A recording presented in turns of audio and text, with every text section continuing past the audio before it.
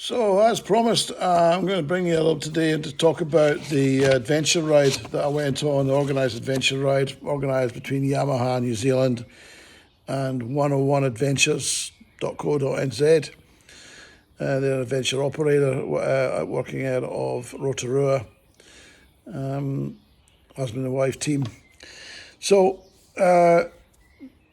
I'd prepared my bike. I put a lot of videos there about putting the bike together, and when I bought my first bought the bike, I got a letter from Yamaha inviting me to be part of this. First time it's ever happened. 700, there were only Tenere 700s.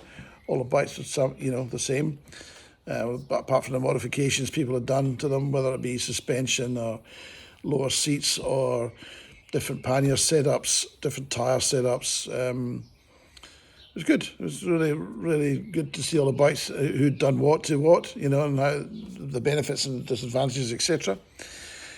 So anyway, the time came and I shot off. I left Tauranga on Thursday the 8th, got down to Wairaki, just north of Taupo, to the Wairaki Resort, I think it's called. Nice place. Got checked in, settled in, went along to the bar about just before 5. Got to meet other people that were going on the event, all sort of congregated in the bar along with the Yamaha guys. I'd previously been up to the function room and signed in. I've been given a little gift pack, which is really nice. Stuff I didn't expect to get, a little battery pack. One of those battery packs for charging your phone, etc. Some chain lube, nice pair of Yamaha multi-tool Yamaha pliers with the scissors and all the shit on it. A beer cooler thing you put your beer in, Yamaha cap, and some other odds and ends that gratefully received. Nice to get a little gift like that, along with a sticker that had my number on it, and it went on the designed to fit on the windscreen of the bike, so that they could check you in as you came in and knew that you weren't still out, sign everybody off, so they knew you weren't still out in a trail somewhere lost or upside down in a ditch, which would be more likely to happen to me. Nevertheless, so I went to the function, and it started at 6 o'clock. We all went down there and meet and greet. The top guys from Yamaha were there, and they had a bit of a I think it was the general manager of Yamaha New Zealand was there, Australian guy, nice guy, very passionate about the bikes, very passionate about the Tenere 700, their highest selling bike. People just can't, they can't get enough of them. It's that simple, they just can't get enough of them. People are loving them, and I'll tell you why. Because they're absolutely amazing. They're an amazing bike. Even if somebody that's an amateur off-roader like me, you soon realise why they're probably New Zealand's number one selling off, adventure bike. So anyway, we had a bit of a chat, and then it came to turn off Ben, who was the owner or organizer or in charge of 101 Adventures. He had a bit of a chat about what was happening the next morning and where we were going to go, and the guides took charge of our phones and downloaded apps and put in these backcountry GPS apps that they could put our route and everything into, so that that just clicked on my handlebars of my phone so I could see where I was going, although I did manage to get lost one day, but that's just me. So all in all, the food was really good that night. We had a great meal. Combination was really good. It was an early start in the morning. I had an issue with the accelerator, the throttle on my bike was slipping because of the heated grips. The grip was slipping off it and wasn't working properly. Anyway, cut a long story short, I'm thinking, oh fuck, this is going to be a disaster for me. Just my luck, I'm going to get stuck here and everybody else is going to, piss off and have a good time. But not a bar of it. Ben, he was the one that twigged that something wasn't quite right with it, because he'd just taken over to get the air right in my tyres.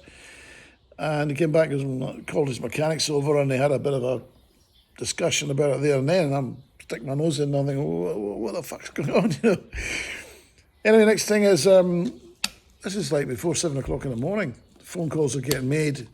Yamaha dealer in Taupo is opening up specially And mechanics are coming in 7 o'clock in the morning, especially to look at my bike, fix my bike, which we rode my bike down to Taupo, which is about, I don't know, 5 or 6 k's away from where we were staying, if that.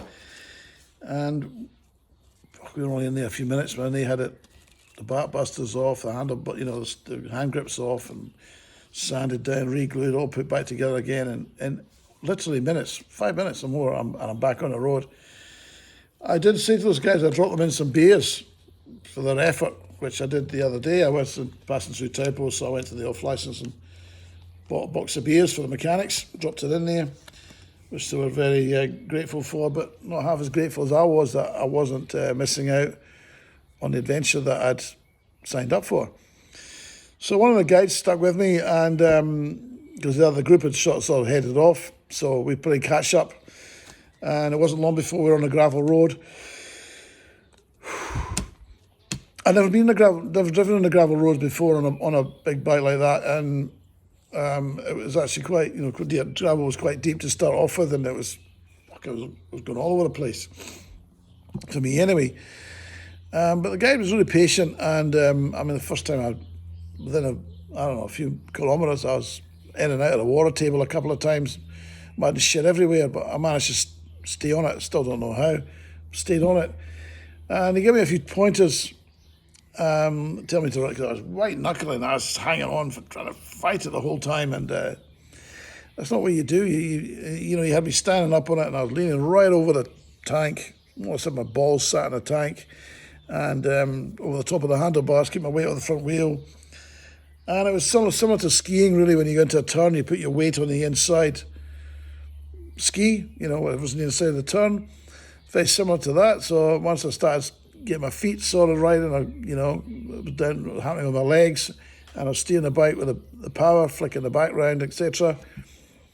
I wasn't being heroic by any manner of means. I was still shitting my pants and taking it fairly easy. I think I got up to about 80 k's, 85 k's on one of the straights, and that was fast enough for me. I was, really quite apprehensive, being completely new to it and having ridden big road bikes and leaning them into the corners and all that. It was a whole different ball game.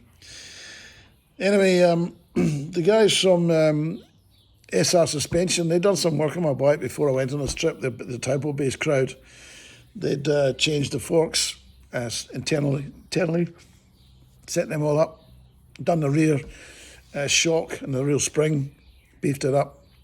I made a massive difference to my bike. Well, they were there with their support vehicle as well. Really nice guys. That's the first time I'd met them. Gave me a T-shirt, gave me a hoodie, fiddled around the bike, did whatever needed to be done to make it, set up for me more for what I was doing and how I was and my weight, etc., which I was very grateful for.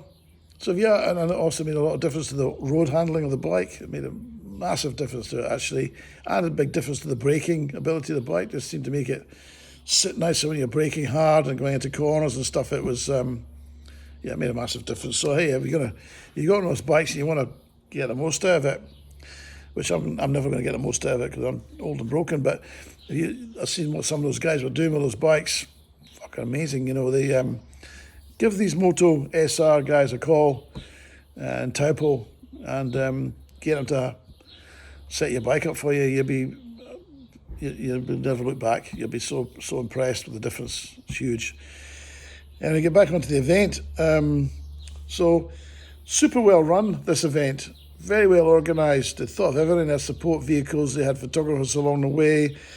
They had a van that, before we left, took our hotel stuff, clothes and laptops and shit like that, onto the next hotel for us. The guys were there to give you tips and hints and watching you riding and saying, hey, try doing this. And, they weren't being, smug or about it. They were genuinely there to help you and stick with you and make sure that you had the best experience you could possibly have, which for me was great, We finished up riding 460 something Ks on the gravel the first day. I'm in my 60s and I've broken my neck twice and my knees, my ankles, my fucking ribs, wrists, fingers. Yeah, I broke so many bones throughout my life and various misadventures that those things sort of really kind of play up on you a bit later on in life, as you'll find out if you're not quite my age yet and you've done anything like crazy shit that I used to do. But anyway, cut a long story short, they looked after me really, really well. After the 460 k's, when we got to this place, the Blue Duck, which was in the middle of nowhere and at the head of the Wanganui River, beautiful spot with a little cabin each, and they had a main building that they had a chef who prepared an amazing meal of roast beef cooked to perfection with all the veg, all the trimmings, the whole 9 yards, and dessert, the whole lot. A young English guy, it was really good. The lady who's the operations manager of the resort was on hand, super helpful. There wasn't a time where anybody wasn't prepared to do everything they could to give you the best possible experience that money could buy.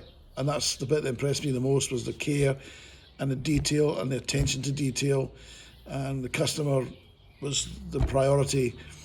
And that, to me, was really was a big thing with it. You know, Ben, the guy whose business it is, him and his wife Lucy, they checked in with me all the time. "You all right, Billy? Are you everything's all right? You know, you need anything? You're happy?" You know, and I just thought I was really, you know, there's 30 other people there. I mean, he's checking in with everybody, but, you know, fuck, good on him. You know, that's what I call service.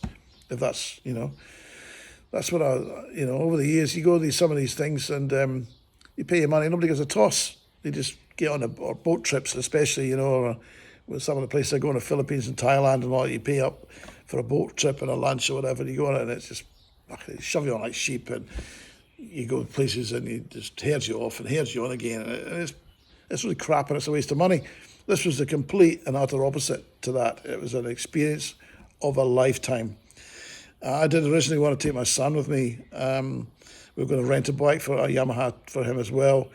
But unfortunately, right at the last minute, that they didn't have a spare bike. They needed a spare bike for the people that had paid in case somebody's broke down or something mechanical happened. They needed to be able to have a spare bike to give to them.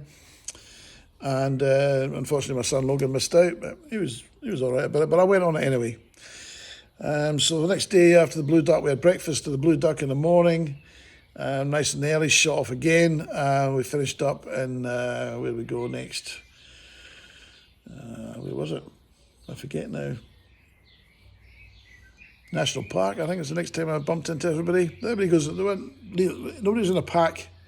You know, they were all there together at the beginning, and they left in dribs and drabs. People were riding with their mates or riding with a particular group of people that they knew, and nobody's leaving all at once. So you weren't all, you know, jammed up together like some of these Harley rides you go on where you go into a corner and some dick in front of you is fucking honking the brakes on and messing up your whole liner.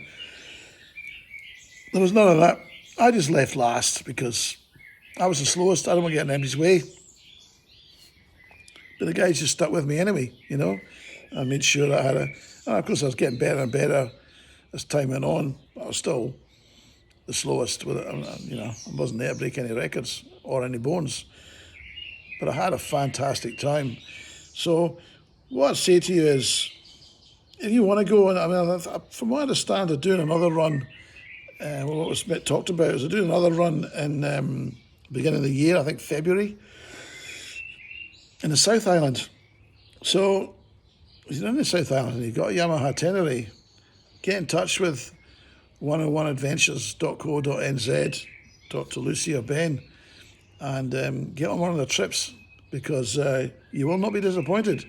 They will look after you, and the service is awesome. Under $2,000 for the 3 nights, accommodation, food, and the guides and everything. You know, the only thing I was paying for was petrol. You know, and fuck, we didn't use. You know, they don't use much petrol, so I probably spent $100 or something on petrol the whole time. So nothing. So yeah, if you want to do one of these trips, well worth it. If you're stuck in New Zealand because of COVID and you can't travel this year, and you've got a motorbike, or you don't have a motorbike, you want to rent a bike, because they have bikes for rent too, you know, and do these trips, and you want to do something different and go some different places and, you know, have a real good time, even if it's a group, get in touch with 101adventures.co.nz, and you can tell them I sent you if you like. I would highly, I mean, they're not paying me to say this, you know, it's completely, if it was crap, I'd tell you. I think you probably already know that. If you watched any of my videos, I'd tell it as it is. I don't fuck around. I'd say exactly what I think. I don't care what anybody says. They were excellent hosts, and I'd highly recommend it. And I would go on another one. And from what I understand, I've been told that they're going to start doing some training days, riding days, where you can go along and learn, pick up some skills, and get a bit of tuition on how to do some stuff on these adventure bikes. Some of you may already be adventure kings and know the whole, you know, been doing it for years or whatever. But if you're a novice like I am, and I'm not ashamed to admit it, I was a complete novice, I was green as, it's probably the best way to do it, because you're getting expert advice right from the get-go, and you're getting looked after, and they make it, although it physically was the first day, it was 480, 60 Ks, 80 Ks, something like 407 Ks, on gravel roads. Everybody was shattered, you know. It was, I mean, it wasn't just me. I'm not just being a baby, but everybody was, those guys probably at the same fitness level, but a bit more experienced riding than I was. But I think the less experience you have, the more you're holding on, the more energy you're exerting. By the time I got to the Blue Duck, I had to sit on my bike for 5 minutes before we got off it. I was so bashed to hell, you know, just sore all over. But I wasn't grumbling at all, because I'd had a brilliant time, and it was the most fun I've had out of bed in a long time. So I highly recommend you get onto 101 Adventures, and also highly recommend you talk to Moto SR, get suspension done, because I made a huge difference to my bike. I made a huge difference to the handling of the bike. I made it really enjoyable to ride on the on the twisties, and like the Gentle Annie, like I said before, between Tie Happy and Napier.